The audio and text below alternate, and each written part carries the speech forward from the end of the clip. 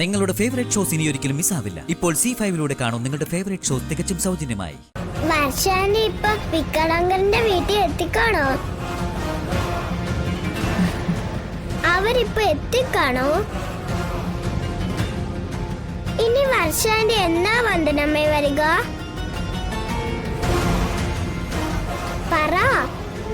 നാശം, ഒന്നും മിണ്ടാതിരിക്കുന്നുണ്ടോ നീ?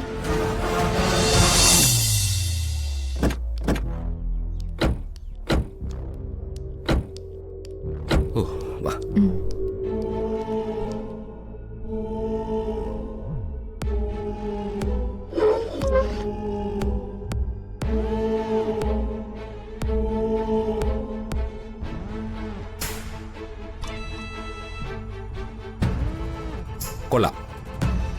നീ ഇവിടെ വന്നിരിക്കുകയാണോ? അത്യാവശ്യമായിട്ട് ഇവിടെ പോയതാണെന്നാ ഞാൻ കരുതിയത്. വിവാഹ ചടങ്ങുകളുടെ മുഖ്യ സംഘാടകനായി നിന്ന ആള് സദ്യ പോലും കഴിക്കാതെ പെട്ടെന്ന് അവിടുന്ന് മുങ്ങിയതല്ലേ? അപ്പോ ഏട്ടൻ ഇങ്ങനെ സംശയിക്കുന്നതില് തെറ്റു പറയാനാവില്ലല്ലോ. എന്തു പറ്റി പെട്ടെന്നൊരു സ്ഥലം വിടല്? വരന്റെ അച്ഛന്റെ സ്ഥാനത്ത് നിന്നത് നിന്റെ അച്ഛൻ. ആ ചടങ്ങിന് ഓളിനോളായിട്ട് നിന്നതോ നീയും. അമ്മയ്ക്ക് സന്തോഷായിടാ മോനെ. കല്യാണത്തിന് എന്റെ കുറച്ച് കൂട്ടുകാരികളൊക്കെ വന്നിരുന്നു. അവർക്കൊക്കെ നിന്നെ പുകഴ്ത്താനേ സമയം ഉണ്ടായിരുന്നുള്ളൂ. എല്ലാരും കൂടി എന്റെ കുഞ്ഞിനെ കണ്ണുവെച്ച് കാണും. ദേ, മാധവൻ നായരുടെ കുടുംബത്തോടുള്ള വൈരാഗ്യം വെച്ച് കല്യാണ മണ്ഡപത്തിൽ ജഗൻ മോശമായി പെരുമാറുമെന്നുള്ള പേടിയായിരുന്നില്ലേ നിങ്ങക്ക്? ഇപ്പൊ എന്താ ഒന്നും പറയാനില്ലേ? ഇവൻ എന്റെ മോനാടി, കുറുപ്പിന്റെ രക്തം. വിവാഹത്തിൽ പങ്കെടുക്കുന്നതിനെ ചൊല്ലി ഞങ്ങൾ തമ്മിൽ ചില അഭിപ്രായ വ്യത്യാസങ്ങൾ ഉണ്ടായെങ്കിലും അതൊക്കെ മാറ്റിവെച്ച് വിവാഹ മണ്ഡപത്തിൽ കുറുപ്പിന്റെ അനുസരണയുള്ള മകനായി ജഗൻ നിന്നത് കണ്ടില്ലേടി നീ?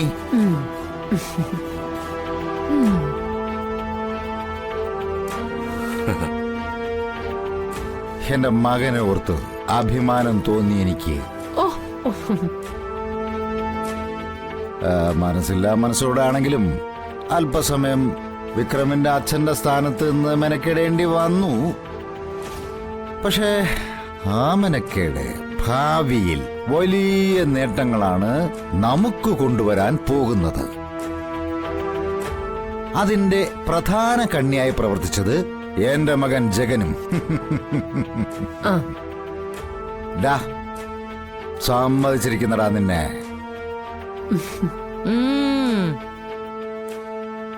എന്താ അമ്മയ്ക്ക് അഭിപ്രായമൊന്നുമില്ലേ? കരുണാകരൻ പറഞ്ഞതൊക്കെ ശരി തന്നെയാ. പക്ഷേ വെളുക്കുവോളം വെള്ളം കോരിയിട്ട് കൂടാൻ വിട്ട് ഉടച്ച ഏർപ്പാടാ ഇവൻ ചെയ്തത്. കൂടോ? ആരുടെ കൂടം? എനിക്കൊന്നും മനസ്സിലായില്ല. ഇവൻ കല്യാണ സദ്യ ഉണ്ണാതെ പോന്നതിനെ പറ്റിയാ ഞാൻ പറഞ്ഞത്. വിക്രമന്റെ കല്യാണത്തിന്റെ പ്രധാന സംഘാടകനായ ഇവൻ സദ്യ മാത്രം ബഹിഷ്കരിച്ചത് വലിയ തെറ്റായിപ്പോയി. അച്ഛമ്മേ, ആ കല്യാണത്തിന് സഹകരിക്കണോ വേണ്ടോ എന്നുള്ള കാര്യത്തിൽ എന്റെ മനസ്സിലൊരു ചാഞ്ചാട്ടം ഉണ്ടായിരുന്നു. പക്ഷേ ഓഡിറ്റോറിയത്തിൽ ചെന്നപ്പോഴാ മാറി നിൽക്കുകയല്ല ബുദ്ധി, എല്ലാ കാര്യങ്ങളിലും മുന്നിട്ട് നിന്ന് സഹകരിക്കുകയാണ് ബുദ്ധിയെന്ന് എനിക്ക് പെട്ടെന്ന് മനസ്സിലായത്.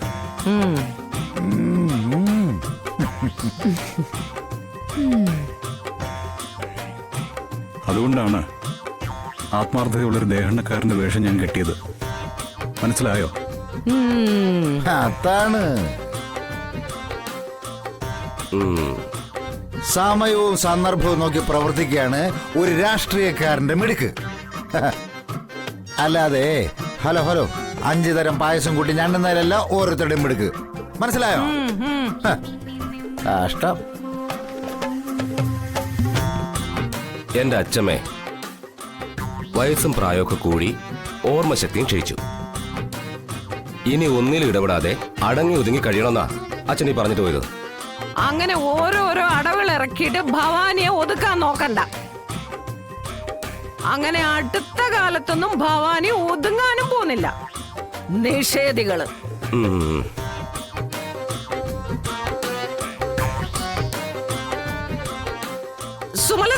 മോളെ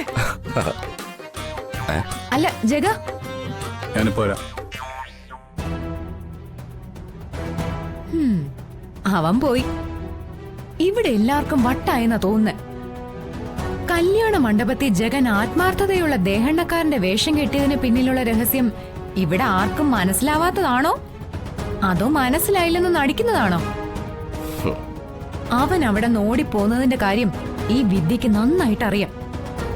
ആർക്ക് മനസ്സിലായില്ലേലും കാര്യങ്ങളൊക്കെ എനിക്ക് നന്നായിട്ട് മനസ്സിലായിട്ടുണ്ട്.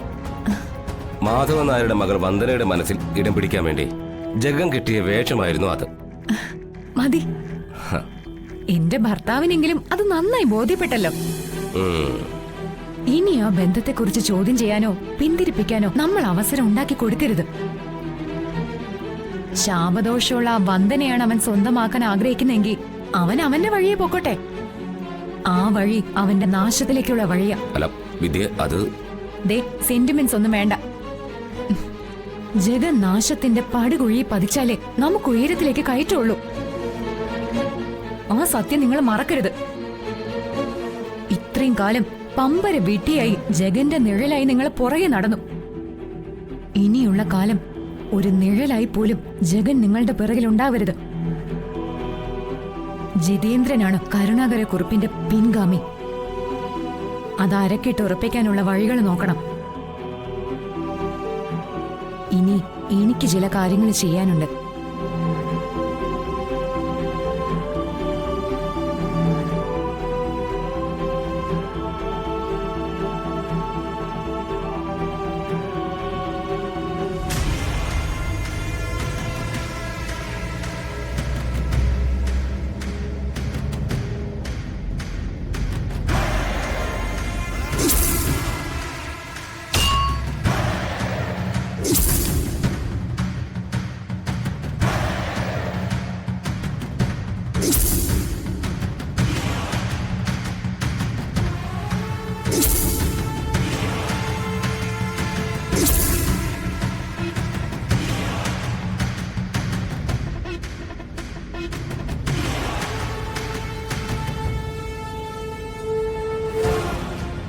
വന്ദനാമേ, വന്ദനാമേ, വർഷാന്റെ ഇപ്പൊ വിക്കടങ്കറിന്റെ വീട്ടിൽ എത്തിക്കാണോ? അവരിപ്പൊ എത്തിക്കാണോ? ഇനി വർഷാന്റെ എന്നാ വന്ദനമ്മേ വരിക? പറ. നാശം, ഒന്നും മിണ്ടാതിരിക്കുന്നുണ്ടോ നീ?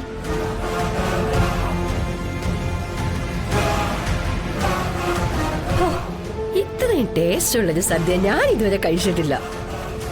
ഷോ, അട, കടല, പ്രഥമൻ, പാൽപ്പായസം, ഗോതമ്പ് പായസം, അങ്ങനെ 5 കൂട്ടം പായസം അല്ലായിരുന്നോ?